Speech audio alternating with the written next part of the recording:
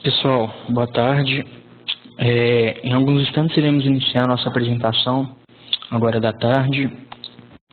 Gostaria de pedir para vocês, para me confirmar aí pelo bate-papo, pelo chat, se vocês estão me ouvindo bem, se tem algum problema com o áudio, e solicitar a todos os participantes que coloquem o microfone no mudo. Você consegue ali colocar, ativar um mudo, para que a gente possa prosseguir perfeitamente com a nossa reunião. Vou aguardar mais alguns instantes e iremos iniciar nosso webinar.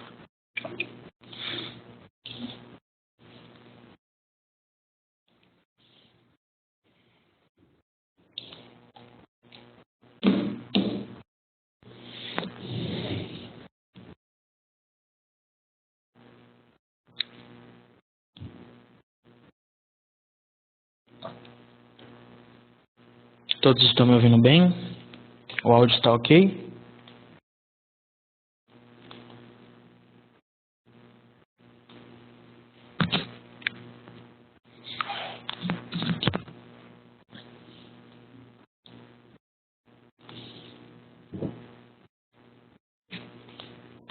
Vou aguardar mais alguns segundos para que o pessoal possa entrar aí na sala, né? Está entrando na sala.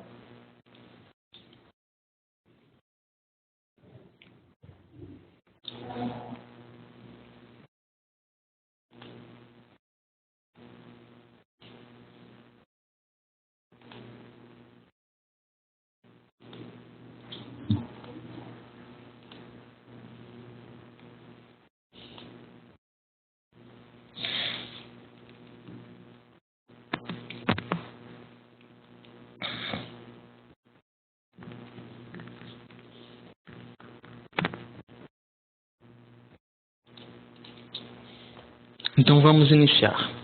Pessoal, boa tarde. Meu nome é Bruno Figueiró. Sou especialista de segurança aqui da CW4 Soluções.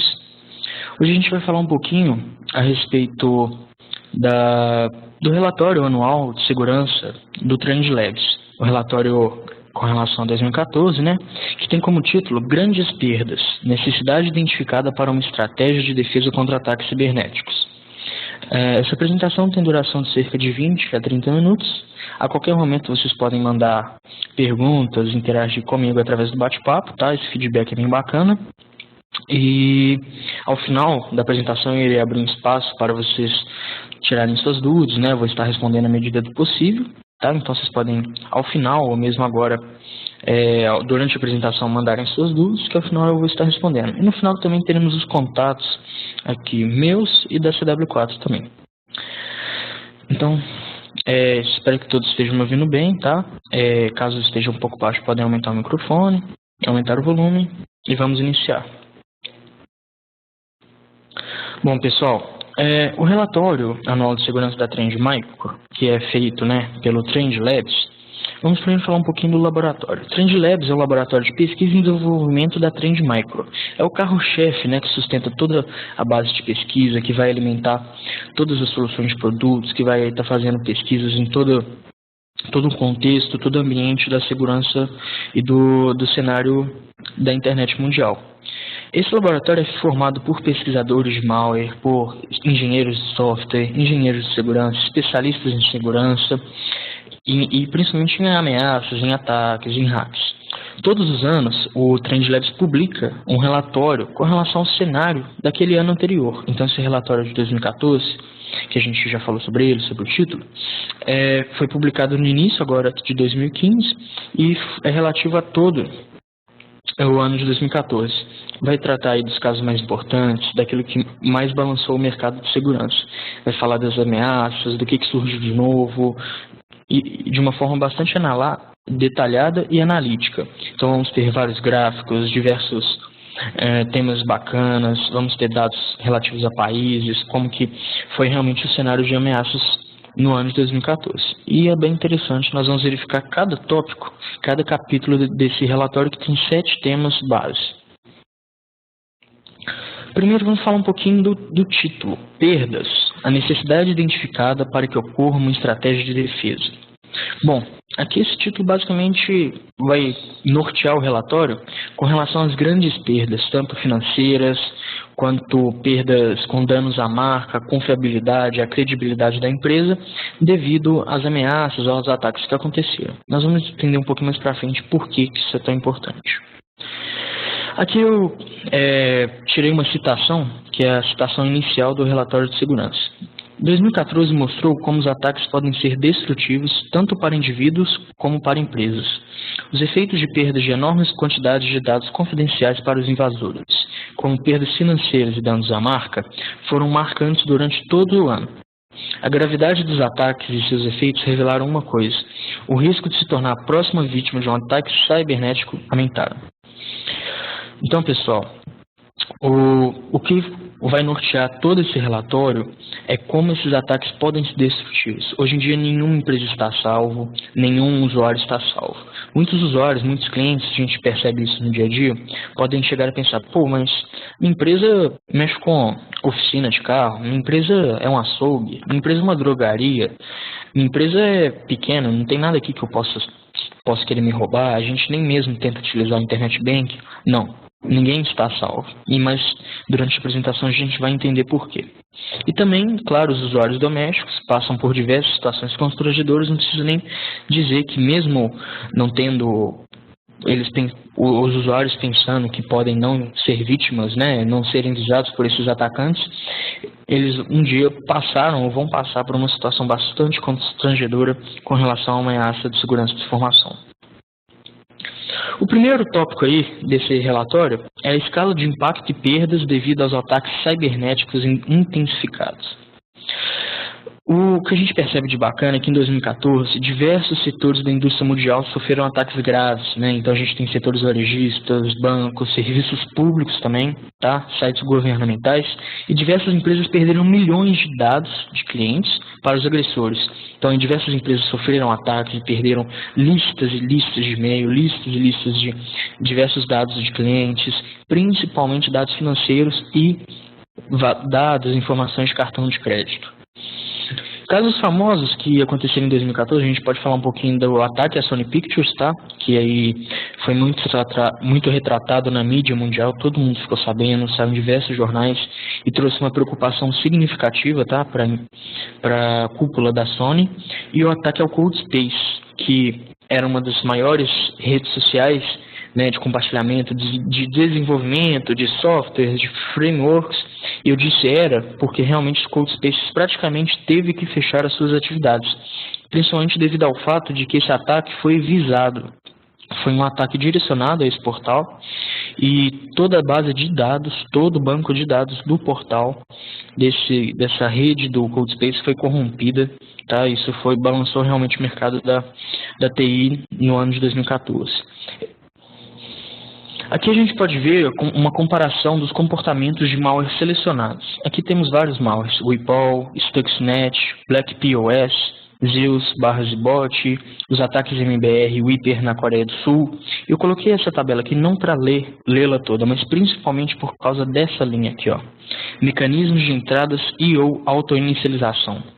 Para a gente poder entender um pouquinho melhor como que esses malwares podem chegar à empresa, como que esses ataques efetivamente acontecem.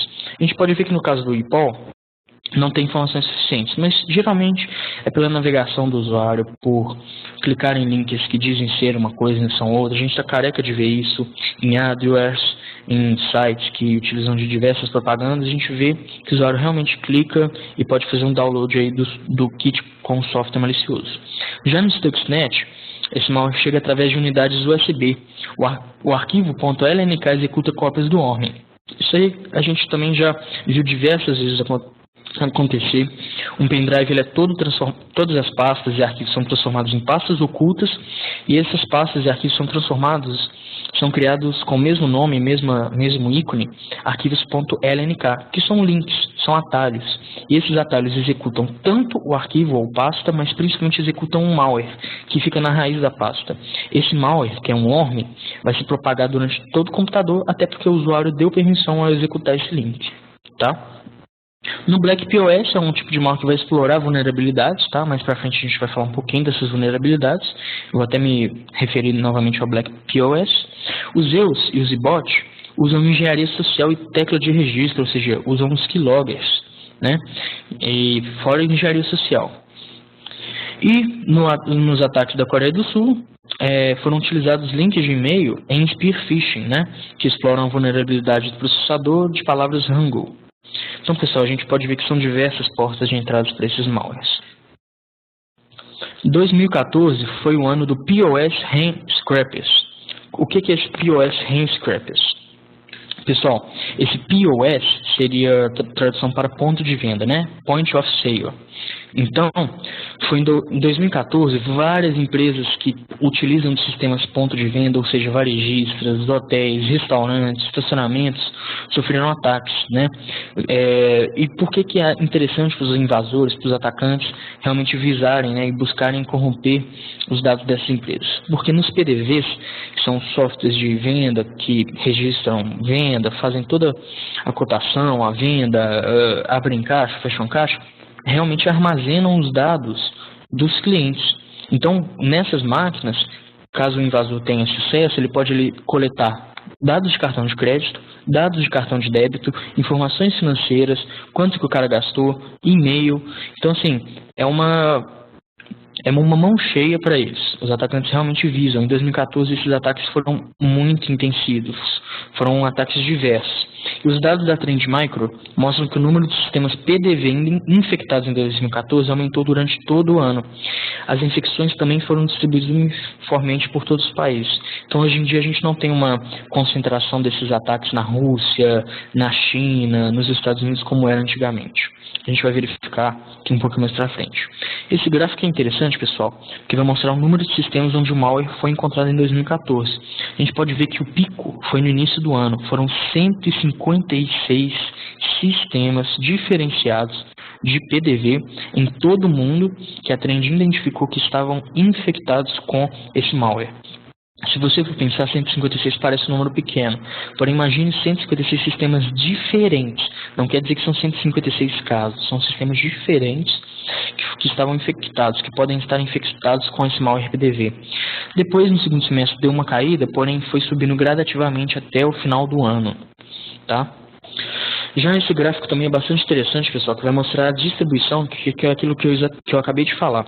A distribuição onde esse malware foi encontrado, né, pelos países do mundo. A gente pode ver que os Estados Unidos, né, lidera aí na ponta, porém, do Canadá até o Japão, que representa 2%, a variação é pouca, ou seja, o Canadá, Reino Unido, Austrália, a própria Filipinas, o próprio Taiwan, França, Itália, o próprio Brasil, praticamente dividem a mesma fatia do bolo, representando mais de 50% desses casos, né? Quase 50%, aliás. Então, vários países do mundo apresentam diversas ocorrências desse malware nos seus PDV. Que a gente pode ver, pessoal, a linha do tempo desses incidentes em 2014. De dezembro de 2013 até janeiro de 2015, vários e vários setores da indústria sofreram ataques. A gente pode ver que tem setor de varejo, de beleza, de restaurantes, de entregas, de varejo e estacionamento e até mesmo hotelaria, né? Então a gente pode ver que nesse caso de beleza, que aconteceu em março, dados de cartão de pagamento Track2 com o número CVV de mais de 25 mil clientes foram roubados.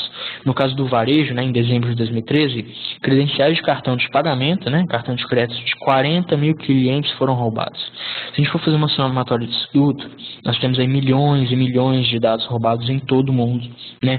São milhões e milhões de dados de cartão de crédito, são milhões e milhões de cartões de crédito que chegam na mão dos atacantes e aí podem estar fazendo compras indevidas, podem fazer compras em nome do usuário e geralmente o usuário demora um pouco a perceber. E quando ele for perceber já é tarde demais. Isso aí é um prejuízo imensurável, né? Agora, pessoal, vamos falar do outro tópico, né? Até porque temos muitos tópicos para serem falados. O Heartblood e o Shell Shock provaram que nenhuma aplicação é invulnerável. Temos aqui duas vulnerabilidades, duas ameaças, né, que se caracterizam por vulnerabilidades de software de código aberto. Ou seja, nem mesmo os amantes do Linux, os amantes do macOS, né, que acabam se gabando por dizer que esses sistemas não são infectados, não tem vírus para eles, realmente é muito difícil encontrar um vírus auto-executável para esses sistemas. Mas quando a gente fala de segurança, quando a gente fala de vulnerabilidade nesses sistemas, em 2014 tivemos casos graves.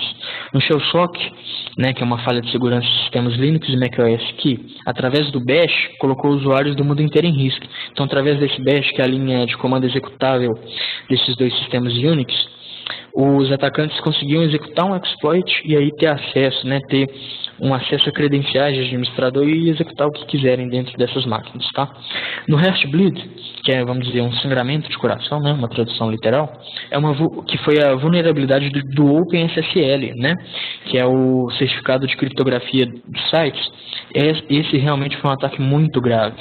Afetou mais de 2/3 de todos os servidores web do mundo. Ou seja, mais de 2/3, né, vamos dizer assim, 70% dos servidores web do mundo, onde estão hospedados aí páginas como o Yahoo, o Facebook, o Google, a Amazon, o Instagram, ou seja, páginas de acesso diário de todos os usuários do mundo, ficaram vulneráveis. Ou seja, imagina você pensar que as suas redes sociais, os seus dados, suas informações das redes sociais, as pesquisas que você faz no Google, as compras que você faz na Amazon, que é onde está hospedado o seu cartão de crédito, ficaram vulneráveis justamente por essa vulnerabilidade do OpenSSL. É realmente algo a nível global. Aqui podemos verificar, pessoal, a linha do tempo das principais vulnerabilidades Zero Day em 2014. O que é essa vulnerabilidade de dia zero? Vulnerabilidade de dia zero é que, até o momento, desde que ela é descoberta até o momento em que o responsável, né, a empresa responsável pelo software em que essa vulnerabilidade é encontrada for lançar o patch, esses são os dias em que o usuário estará protegido, ou seja, o usuário tem 0 dias para se proteger. Não tem nenhum dia. É um nome até engraçado. De janeiro a dezembro de 2014, pessoal, tivemos inúmeras vulnerabilidades, né? Temos aqui o código CVE dessas vulnerabilidades, caso vocês queiram consultar. Pessoal, tivemos vários casos com vulnerabilidades em browsers, Internet Explorer aconteceu diversas durante o ano. Windows, ou seja, o sistema operacional mais utilizado no mundo, ficou vulnerável durante um bom tempo e até hoje acredito eu que várias e várias máquinas desatualizadas ainda estão vulneráveis. O Adobe Flash Player ocorreu várias vulnerabilidades de dia zero, ou seja, simplesmente os SOs, plugins de execução de vídeos e GIFs e aplicações em web mais utilizados no mundo de uso de empresas, usuários domésticos, ficaram vulneráveis, ou seja, um impacto de nível global. Aqui, pessoal, eu resolvi fazer uma citação, né, recortar realmente uma citação do diretor do Deep Security Labs. Essa citação está lá no relatório. Eu achei bastante interessante. Não importa quantas vulnerabilidades de dia zero ou do tipo Heartbleed/Shell Shock você possa ver. Você nunca deve esquecer que vulnerabilidades fundamentais nas aplicações web, como o SQL Injection, o Cross-Site Scripting, a quebra de autenticação e outras, ainda estão muito presentes. Elas são quase sempre a razão por trás das grandes violações de dados que acontecem. Além disso, você nunca deve esquecer que as boas práticas para controlar o acesso a dados: criptografá-los sempre que possível, ter os produtos certos de segurança e blindar rapidamente contra as vulnerabilidades. Então, pessoal, é realmente algo de impacto global. Outro tema aqui bastante interessante que foi tratado nesse relatório é a questão dos bancos móveis, né? Os aplicativos de internet banking e online enfrentaram os maiores desafios de segurança da história. Por quê? Pessoal, em 2014 nós tivemos diversos tipos de ataques a sistemas de banco online. Foram aplicativos falsificados, os próprios sistemas, os próprios plugins de proteção a esse banco ficaram infectados e os atacantes visaram atacar não só o browser, né, que o usuário acessa para acessar o Internet Banking, mas também o próprio plugin de segurança desses bancos. Os usuários visaram atacar o aplicativo de acesso ao Internet Banking, ou seja, por nenhum lado estava vulnerável, por nenhum lado o usuário estava seguro. E o mais interessante é que malwares cada vez mais sofisticados, como o Zeus e o Zbot, continuamente enchem os bolsos criminosos cibernéticos com milhões de dólares de dinheiro roubado. Porque neste caso, pessoal, o atacante, né, o hacker, vai visar exatamente onde que está a fortuna, onde que está o dinheiro, as economias dos usuários e das empresas, os bancos. Ele conseguindo ter um acesso, conseguindo ter um keylogger, né, conseguindo executar um acesso remoto ao computador em que o usuário faz as transações bancárias, o atacante consegue até mesmo transferir o dinheiro para a conta dele, pagar os boletos dele, conseguir dados de cartão de crédito para que ele possa fazer compras pessoais, ou seja, ali é a porta de entrada para muito prejuízo. Aqui a gente vê um gráfico bastante interessante, que é o número de computadores onde o malware bancário online foi encontrado em 2014. Os produtos da Trend Micro encontraram nos computadores em que verifica mais de 145 mil computadores ao final do ano de 2014 em que esses malwares do tipo que visam, que visam aplicativos de banco, internet banking foram encontrados. 145 mil, fora os milhares e milhões de computadores que não possuem antivírus, né? Aqui eu tirei uma outra citação de 2 pesquisadores de ameaças sêniores da Trend Micro. Aliás, de 3 pesquisadores. O malware que os agressores usaram revelou uma fraqueza em estratégias de proteção de token de seção única. Bancos e outras organizações que continuam a usá-las estão expondo a si mesmos e seus clientes a aplicativos móveis desonestos. Defesas mais avançadas, que incluem o uso de múltiplos números de autenticação de transações, phototens e leitor de cartão, devem ser considerados. Então, pessoal, realmente, cada vez mais os bancos precisam se preocupar com a segurança do seu conteúdo, a segurança dos seus servidores, a segurança também no lado do cliente, ou seja, segurança no computador e no acesso que o cliente faz, e também buscar a autenticação multifator, tá? Aqui, pessoal, eu vou abrir só um parênteses, porque é o seguinte, todos os dados que a gente está tratando aqui nesse relatório são dados coletados da Smart Protection Network. Todos os produtos da Trend Micro, né, seja anti-malware, proteção para endpoint, virtual patching, proteção e segurança de servidores, antivírus domésticos também, todos eles fazem parte da Smart Protection Network, que é hoje a tecnologia de maior valor agregado aí, que é da Trend Micro. Essa Smart Protection Network é uma infraestrutura de segurança que usa um conjunto de tecnologias em nuvem e técnicas baseadas em cliente para suportar produtos implementados localmente e serviços hospedados. Ou seja, tanto os produtos domésticos quanto os produtos que se baseiam em conexão cliente-servidor possuem o Smart Feedback, né? Então, esses produtos vão verificar e tentar descobrir se há novas ameaças, enviar com um baixo consumo de rede, informações, né, o feedback para essa SPN. E essa SPN com inteligência artificial vai analisar milhões e milhões de dados e fazer a correlação desses dados para que todos os usuários usufruam das mesmas descobertas, das mesmas vacinas, das mesmas tecnologias. E isso possibilita para a gente uma concentração, né, dos valores, que a gente possa gerar relatórios e falar com propriedade desses números, tá bom? Agora, voltando, o ransomware se tornou uma ameaça muito maior, né? Uma ameaça muito mais grave e mais sofisticada. Em 2014, pessoal, a gente pôde reparar que a família dessas ameaças ultrapassou barreiras, ou seja, tivemos várias variantes, versões mais nocivas do que nunca, né? E uma coisa interessante é que esses malwares foram encontrados quase que de forma inédita na Austrália e Nova Zelândia, países que ainda praticamente não tinham registros dessa ocorrência, tá bom? Enquanto isso, o mais interessante também foi que as variantes mais tradicionais do ransomware tiveram um decréscimo aí nas ocorrências. Porém, o crypto ransomware, que é um dos mais graves deles, né, a variante mais grave, uma das mais graves do ransomware, teve um número altíssimo de ocorrências em 2014, ou seja, foi a ameaça que dominou a cena em 2014, principalmente por visar tanto usuários domésticos quanto pequenas empresas. O foco do crypto ransomware dos atacantes que utilizam desse malware são as pequenas empresas, tá, pessoal? A sua participação em 2014 subiu para 27%. Né? Isso aqui fica visível nesse gráfico. O número de computadores onde o ransomware foi encontrado em 2013 versus 2014. A gente pode ver que o somatório desse tipo de malware diminuiu. Porém, né, em rachurado aqui, em 2013 tivemos apenas 2.000 ocorrências de crypto ransomware. Em 2014 foram 15.000, ou seja, 15.000 ocorrências desse malware por todo o mundo. E olha que interessante, pessoal.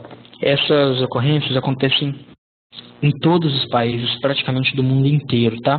Os Estados Unidos lideram, né, como de costume, mas a gente pode ver aqui que Itália, Reino Unido, França, Canadá dividem praticamente a mesma fatia do bolo, tá?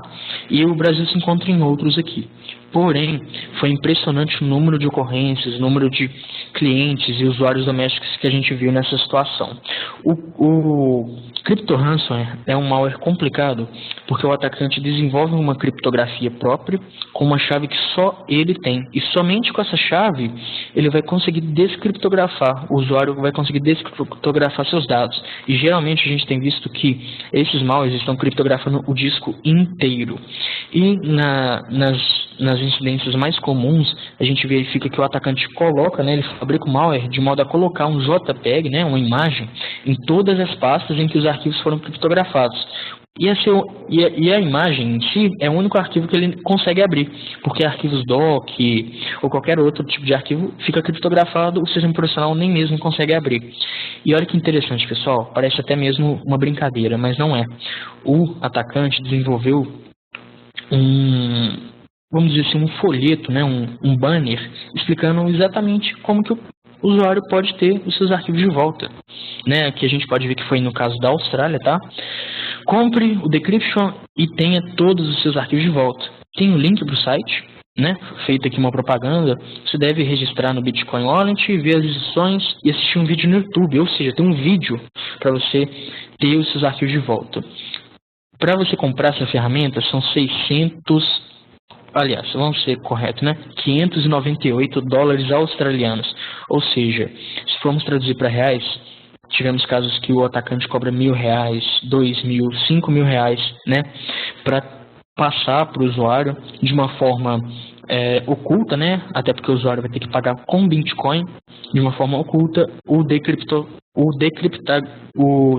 vamos dizer assim, né? Que vai decriptografar os arquivos do usuário de volta.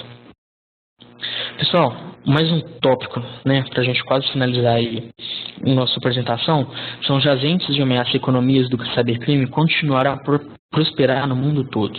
Nunca que esses caras ganharam tanto dinheiro. Por quê? Porque em 2014 a gente reparou um comportamento muito inovador. Hoje em dia, pessoal, os atacantes, os hackers não estão agindo mais sozinhos ou em equipe. Hoje em dia, principalmente através da Deep Web, nós temos uma comunicação, um trabalho de cooperação, né? Um trabalho assim realmente muito profissional desses caras, né? Então a gente verifica que são oferecidos cursos, são oferecidos kits de aprendizado, são oferecidos aí diversos tipos de produtos para serem realizados ataques, inclusive kits com malwares para o cara realmente atacar, e de uma certa maneira fácil. Hoje em dia um usuário comum consegue em pouco tempo se tornar um aspirante a hacker, tá? Isso dá dinheiro, realmente. Isso envolve milhões e milhões na Deep Web. Claro que totalmente legal, porém oculto, né? A gente pode ver uma coisa muito interessante que é o seguinte, pessoal. Os preços de cartão de crédito no submundo do cybercrime russo foram nunca foram tão baratos. Ou seja, no cybercrime da Rússia, na Rússia, né, os atacantes conseguem comprar informações completas utilizáveis de cartão de crédito válidos a R$ 2,50. Um cartão de crédito dos Estados Unidos que o cara vai conseguir fazer compras, assim, desenfreadamente, o cara compra $2,50. Um cartão de crédito da Alemanha, $3. Um cartão de crédito do Reino Unido, $4,50. Ou seja, realmente é algo muito sério para se pensar.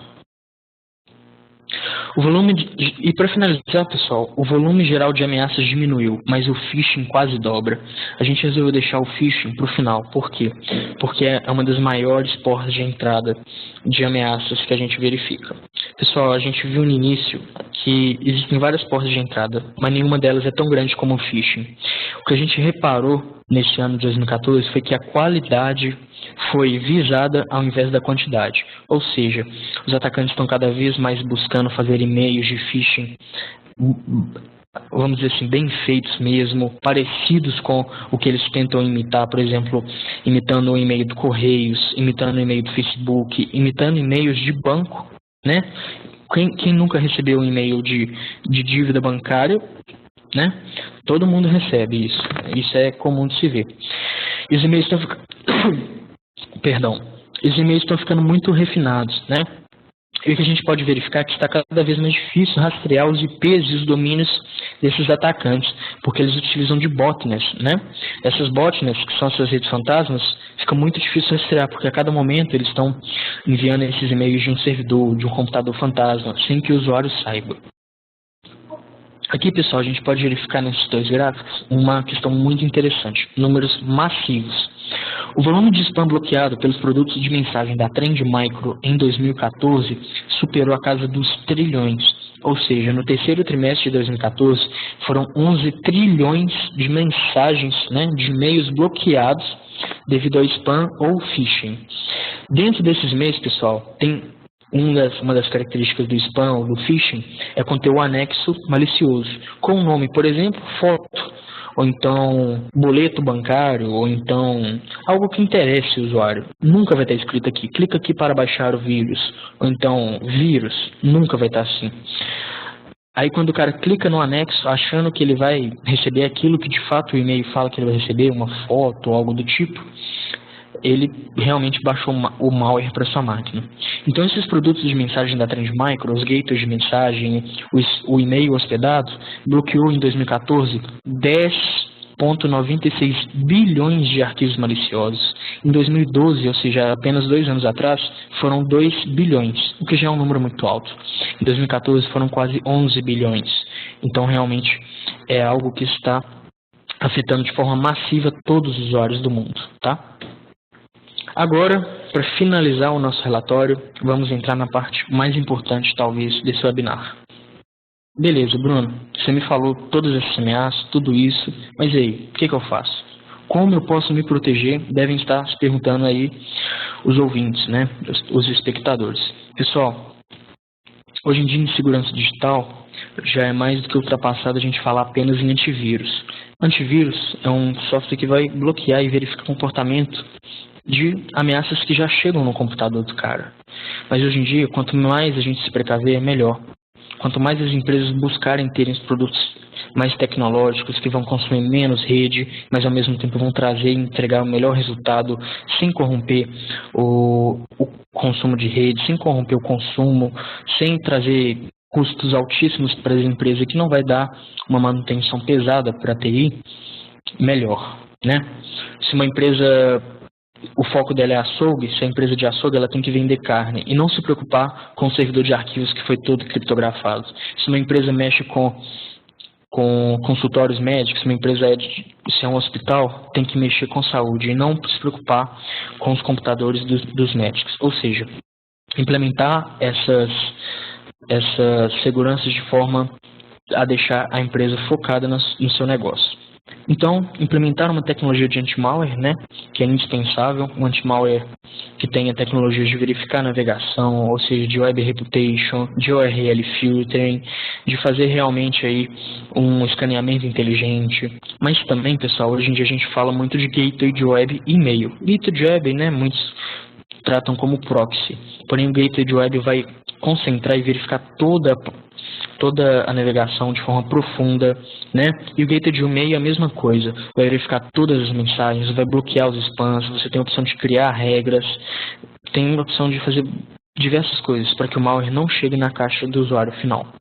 Falamos também, pessoal, de virtual patching, para justamente naquele caso que eu falei lá no início, as vulnerabilidades dos produtos, principalmente as vulnerabilidades Zero Day, serem blindadas por esse patch até que a TI consiga aplicar os patches, até que o patch seja disponibilizado pelo fabricante, pela Microsoft, pela Adobe, no caso do Adobe Flash Player, né?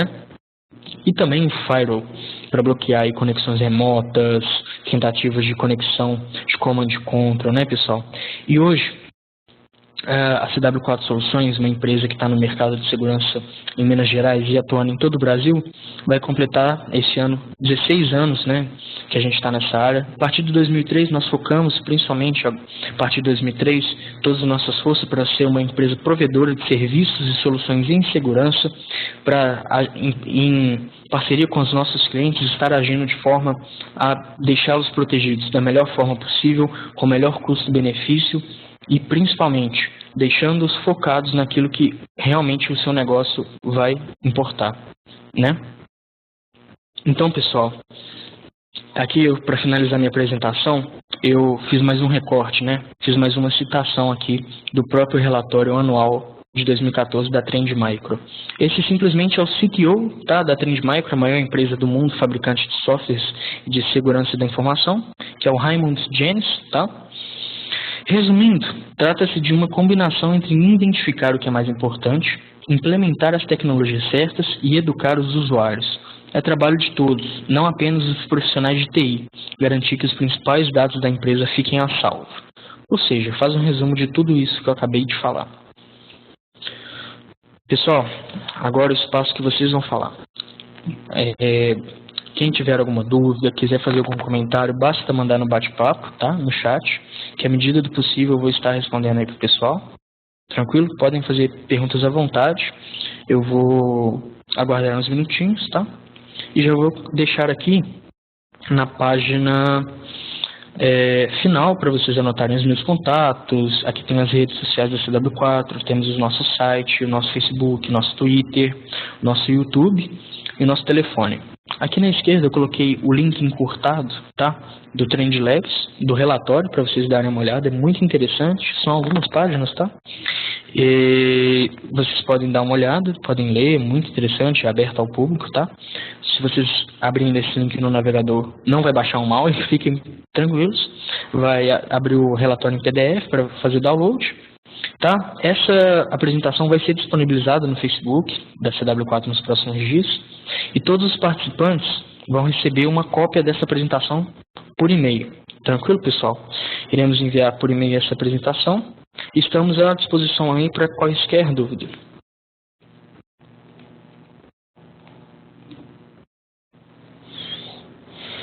Eu vou aguardar o pessoal aí, caso queira tirar alguma dúvida.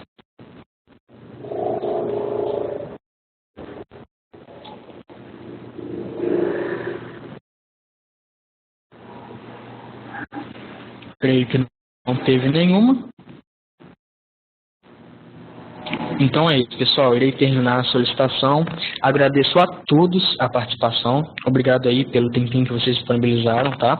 Para estar assistindo o nosso webinar. A gente tem aí a missão, né? A gente tem feito webinars de 15 em 15 dias. Então vocês sempre vão estar recebendo aí por e-mail os convites, os mail marketing, né? Com esses webinars. Podem sempre participar, convidar amigos, colegas de trabalho, porque informação, segurança digital é um assunto que interessa a todos. Muito obrigado pela participação, me despeço, uma boa tarde a todos.